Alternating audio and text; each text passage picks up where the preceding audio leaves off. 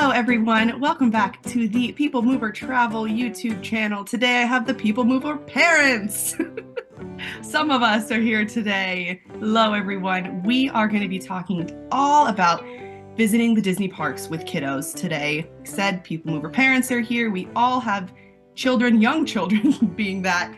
And we're going to share our top tips and how you can survive a Disney day with little ones. We know how overwhelming it can be, and we're really excited to share our tips with us. We have, I don't know if you've met this guy, Tyler. We've got Tyler here today. We have Miss Haley, and we have one of our new agents, Daniel. So welcome, everyone. How I've kind of structured today is I asked everybody for their number one tip.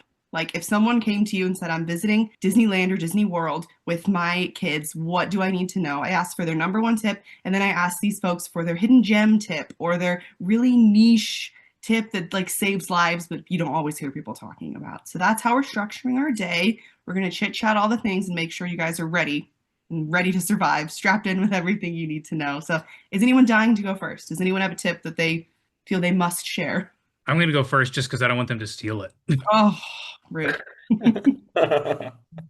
All right. So I think the hardest part of this was narrowing it down because there are so many things to talk about. But I'm like, okay, what is like the number one thing? I have a number one thing, and then I'm going to let them go. And if they don't say my other thing, I have another thing too. Cheater. Okay. So my number one thing is order just a few groceries to your room. So whether it's just bananas, your kids' favorite snacks, whatever those snacks are, I mean, you know your kids. So just the things. So every room's going to have at least a refrigerator. If you're in a villa, you're going to obviously have a full kitchen, but just bananas, your kids' favorite snacks, milk, diapers if you have kids that are in diapers, because diapers will take up, I mean, a quarter of your suitcase if you have that, a child still in them. Those kind of things can be delivered to your room. You can pick them up at the bell stand. Every hotel has a bell stand, or they can be delivered to your room. Sometimes there's a little bit of a fee for that, but that is going to make your life so much easier.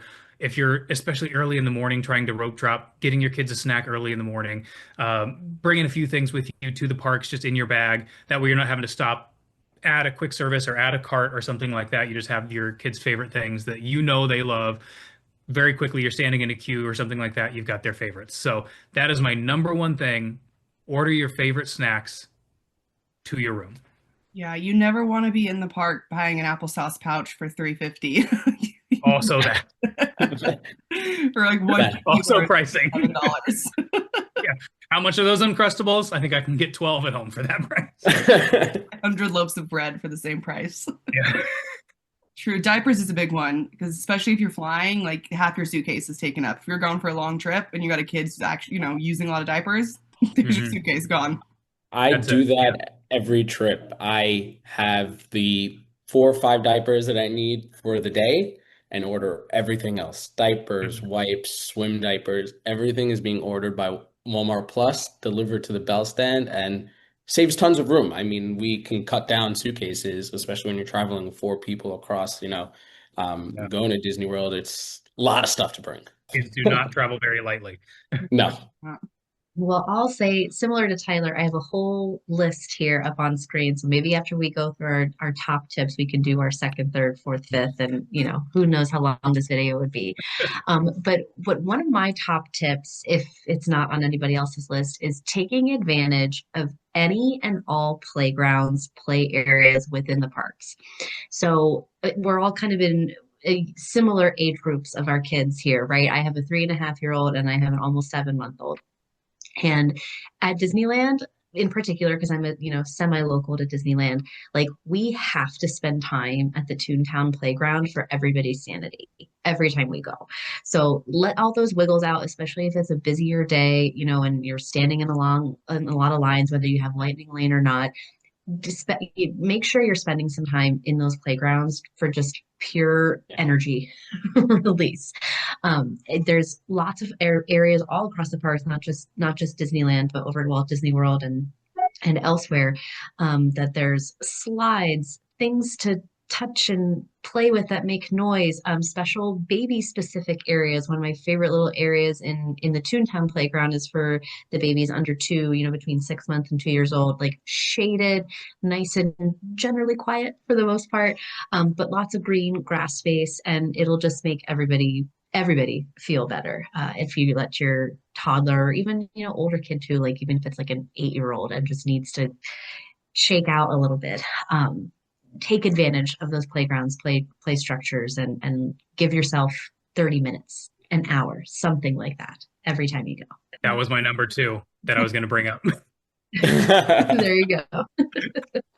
That I don't know if this was on your list, Haley, but in Toontown, if you keep walking further and you find that little, like, I don't think it's like Pluto's dog area. I don't know the exact name of it, but it's like undercover with benches and really quiet. So if your kiddo like needs to take a nap and you want really quiet, really dark, there's like a great little, it's almost like a little cave back there. It's perfect. Well, and that's usually when we'll go, like there's that, was it Cafe Daisy there or something like that close by? We'll get a nice coffee. So we leave the playground refreshed. The Right. kids leave refreshed. Everybody leaves feeling better. Exactly. All right, Daniel, what you got? Mine happens before the trip, or even during, but letting the kids watch, especially young kids, watch the ride before they get on. And I know as adults, we're like, I don't want to be spoiled. I want to see it for the first time.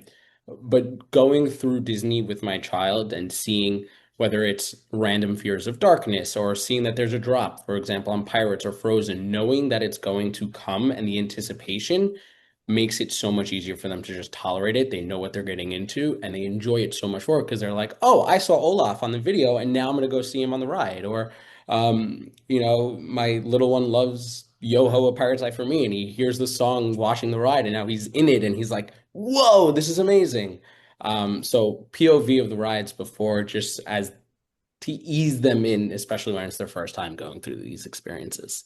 Disney Plus has, I don't know if they have any for Disney World, but they have high quality Disneyland ones that are like produced by Disney. They're insane. They're really great. So that's what we watch a lot.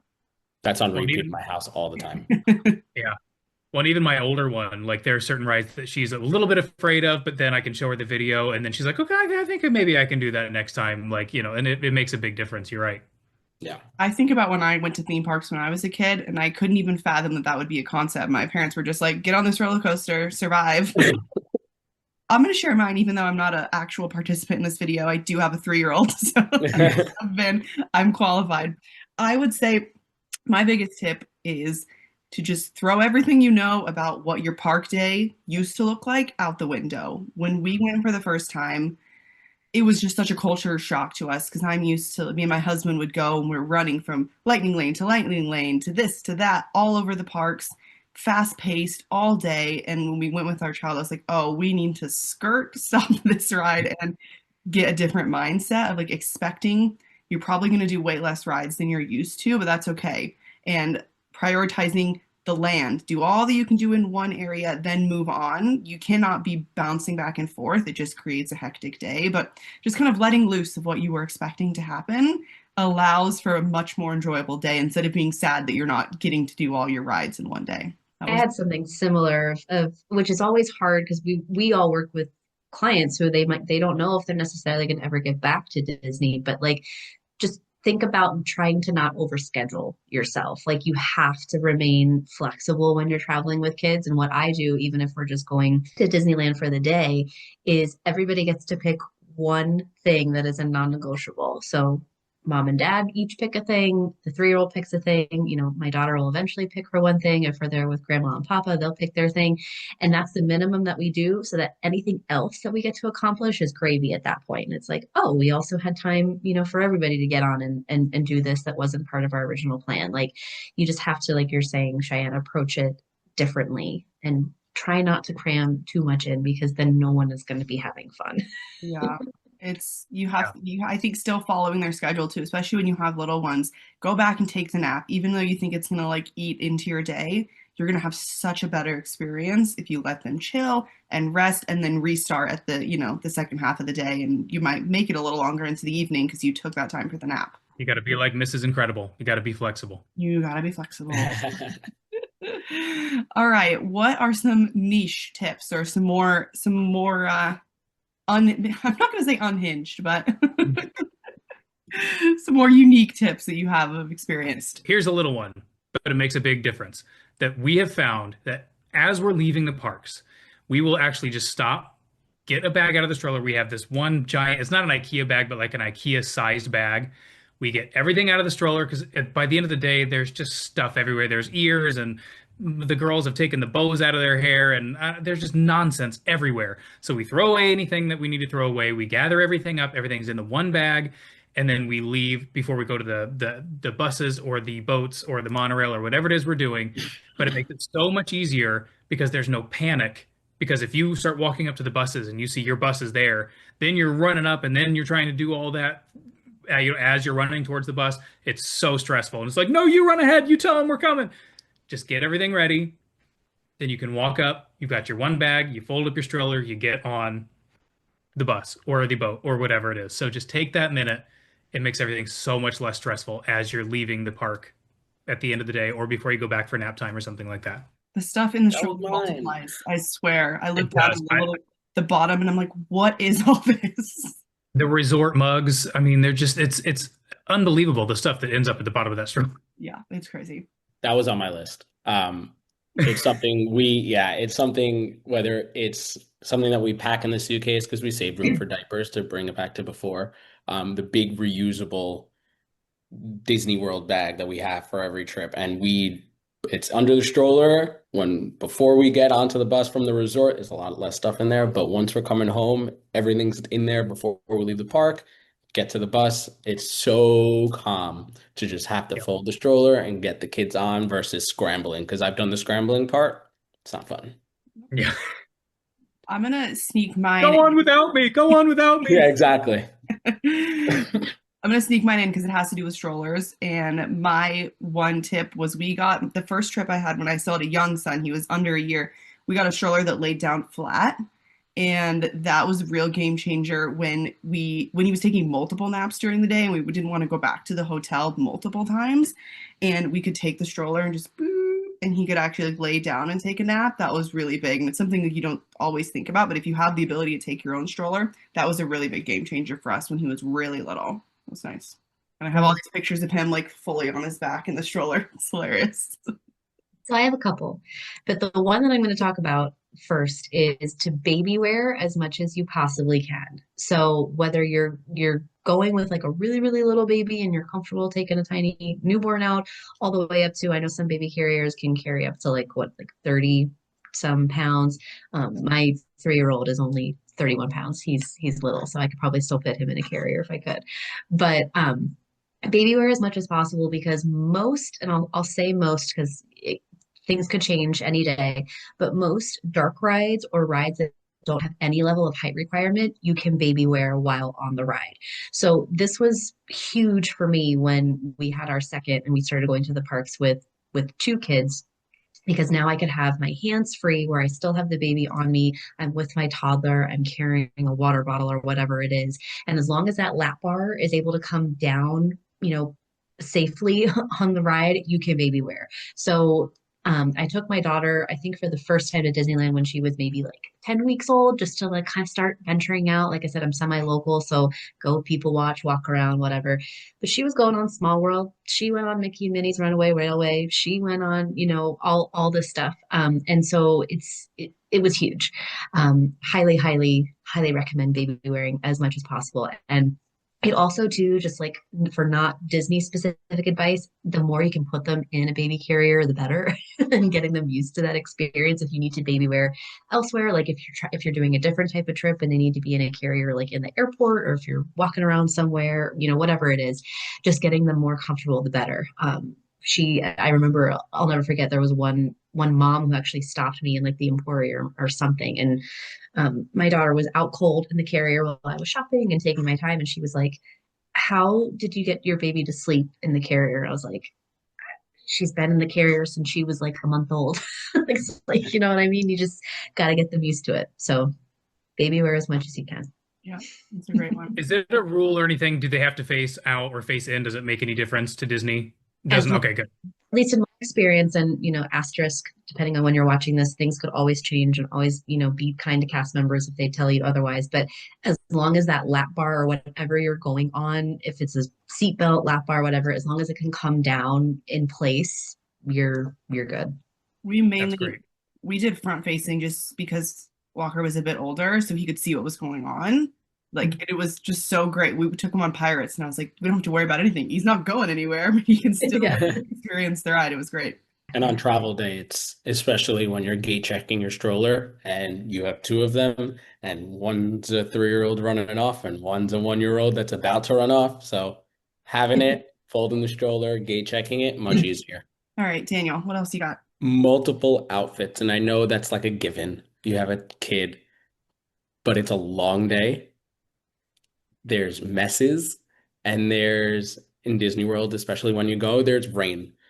Multiple outfits, and to go back with the bringing the bag, that's why it's under the stroller. All the extra outfits and change of clothes. You may think you need 2 or 3.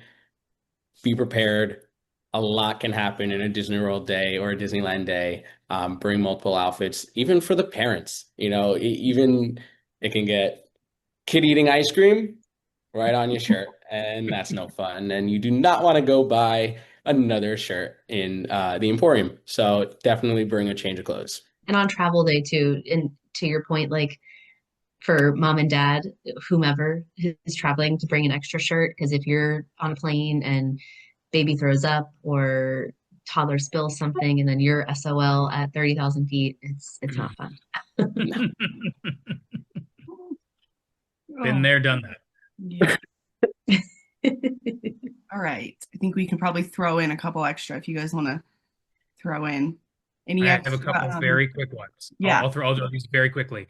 Stroller fans are great for the Mhm. kids, but I also recommend getting one for the parents. Put it on the stroller and face it towards yourself. I never, ever, ever see parents do this. And it's hot for you guys too. And it makes a big difference. And so get one for yourself and put it on your face. It makes it feel so much better as you're pushing your stroller. And then also, a lot of this has been geared towards younger kids. My oldest is 7, almost 8, which is insane. One thing that she has absolutely loved, we got a little inexpensive camera for her. And she has absolutely loved going around and getting video and pictures and stuff like that. And it is so much fun now going back and looking at the pictures and videos of her just walking around talking to things that she decides to take pictures and video of. It's just absolutely hilarious. And they will be some of my favorite memories ever. So for a little bit older kid, getting them their own camera is one of my all-time favorite things we've ever done. I'll do a quick plug for family restrooms. Anytime you see them, use them. If you need to change your baby, if the toddler needs to go to the bathroom, if you have big kids and you want to keep everyone together, if you're single parenting for the day, whatever it is, worth the wait. I personally love the ones in Galaxy's Edge at Disneyland. They never get used. They're always clean. They're always quiet. And the audio soundtrack in there is really rad. Good to know.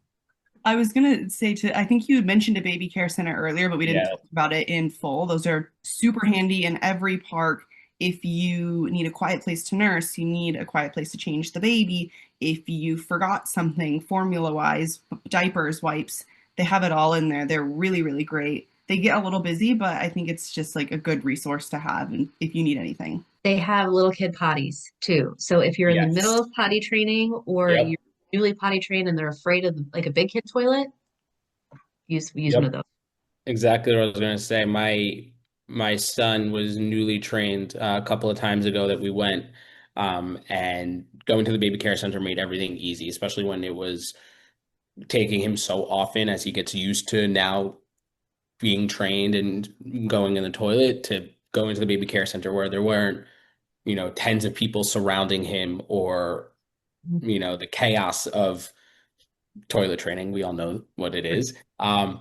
To have him go to the baby care center to easily do his thing was game changer. Especially if it's stressful for parents too. You're like, I don't know if I want to do this while going to Disney and potty training, and it made life easier going to the baby care center. Well, thanks guys for joining me. We hope we shared some great tips and it seems a little bit less stressful taking your kids to Disney now.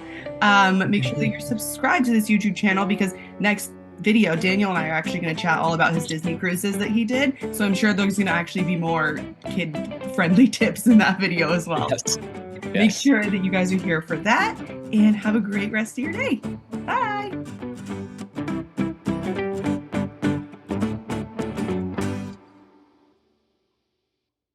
Speaking of my kid, not good timing. She showed up just on time. Nice. Oh my Hey. goodness. Hi. Oh, now I haven't literally knocked on the door as you were saying bye. It was perfect timing. Hi.